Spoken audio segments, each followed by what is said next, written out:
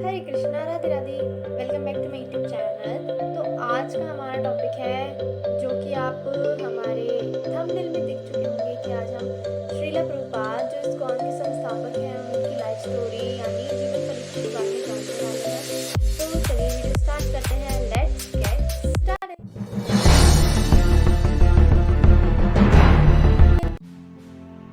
तो ये बात है 1700, जब हमारे भारत की इकनॉमी 27% थी।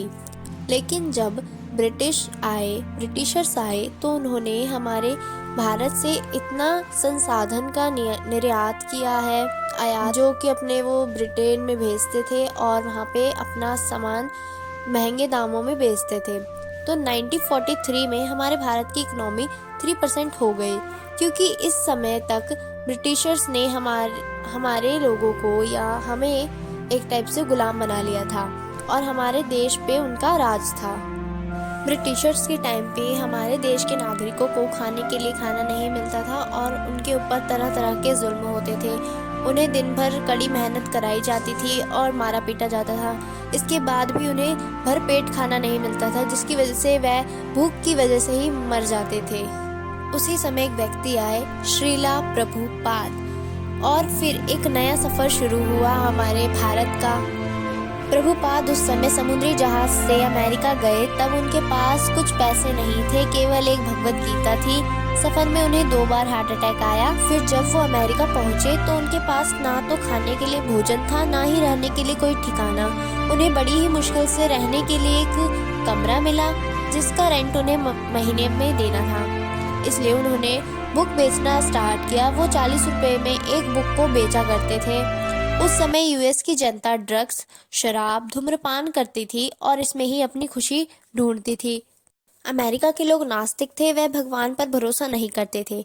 इस सब के बावजूद भी वह प्रभुपाद अपनी कोशिश में लगे रहे, परंतु उन्हें कभी ऐसा नहीं लगा कि वह अकेले हैं। उन्हें हमेशा ये लगता था कि उनके गुरु उनके साथ हैं। और वो हमेशा ये याद रखते थे कि भगवत गीता में श्री कृष्ण ने हम सबसे ये वादा किया है कि जब भी उनके भक्त को उनकी ज़रूरत होगी, उनका भक्त मुसीबत में होगा, तो वह ज़रूर मदद के लिए आएंगे। फिर आखिरकार वो दिन आया जिसके लिए प्रभुपाद अमेरिका आए थे, 9 अक्टूबर 1966। उस समय न्यूयॉर्क के पार्क में हरे कृष्ण हरे रामा का जाप करते हुए प्रभुपाद को सुनकर वहाँ की जनता ने भी इस जाप में पार्टिसिपेट किया। उन्होंने हरे कृष्ण महामंत्र का जाप किया और उन्हें यह अनुभव हुआ कि वो जिस चीज़ में खुशी ढूंढ रहे थे, असली खुशी लेकिन यहाँ इस मंत्र में है। तो उसके बाद से ही न्यूयॉर्क में हरे कृष्ण महामंत्र का कीर्तन स्टार्ट हुआ।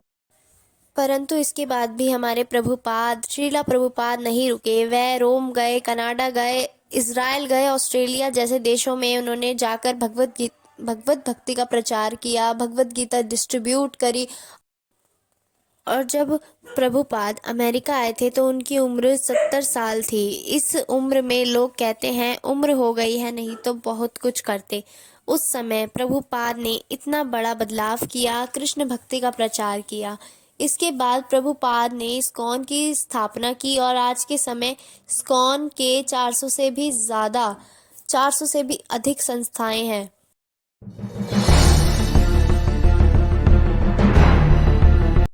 श्रीला प्रभुपाद का जन्म 1 सितंबर 1896 में कोलकाता के टॉलीगंज में हुआ था। उनकी माता का नाम रजनी देवी था। उनके पिता का नाम गौर मोहनडे था। प्रभुपाद के गुरु का नाम भक्ति सिद्धांत ठाकुर सरस्वती था। उनके साथ उनकी प्रथम भेंट 1922 में हुई थी और प्रभुपाद का निधन 14 नवंबर 1977 में हुआ। तब उनकी उम्र 81 थी। उनकी मृत्यु के बाद जब वह अपना शरीर त्याग कर परमात्मा के पास चले गए, उसके बाद प्रभुपाद के कुछ शिष्यों ने मिलकर इस्कॉन को संभाला और इस्कॉन का नाम और आगे बढ़ाया, उनका अनुसरण करते हुए।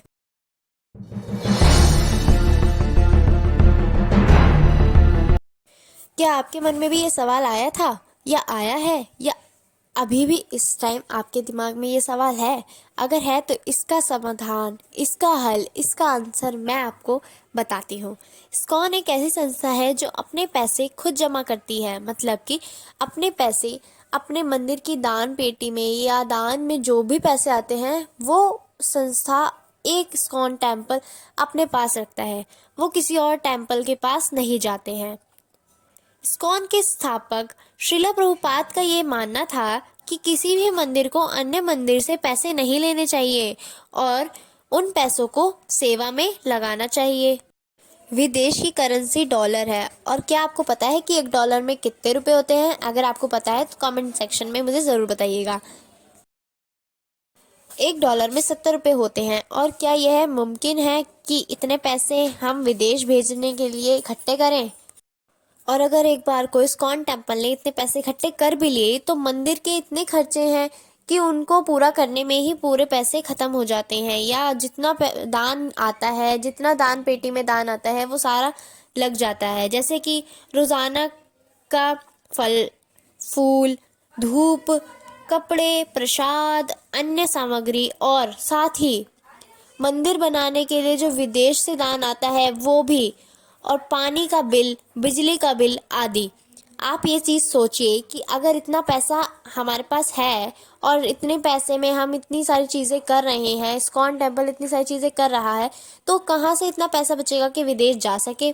और उल्टा विदेश से मंदिरों के लिए, मंदिरों के निर्माण के लिए पैसे आते हैं इंडिया। क्या इसके बाद भी इतने पैसे बच सकते हैं कि विदेश भेजे जा सके? इस्कॉन तो कृष्ण भक्ति का प्रचार करता है, माला जाप का प्रचार करता है, नशे को छोड़ने का प्रचार करता है। लोग कहते हैं इस्कॉन एक विदेशी संस्था है, परंतु जैसा कि मैंने आपको बताया, इस संस्था के संस्थापक तो श्रीला प्रभुपाद हैं, जो भारत के ही एक नागरिक थे। इस्कॉन में कोई एक लीडर नहीं है जो इसे कंट्रोल करते हों। हर एक टेम्पल का, हर एक इस्कॉन टेम्पल के अलग अलग लीडर हैं। क्या आपको अभी भी लगता है कि इस्कॉन टेम्पल विदेश पैसे भेजता है?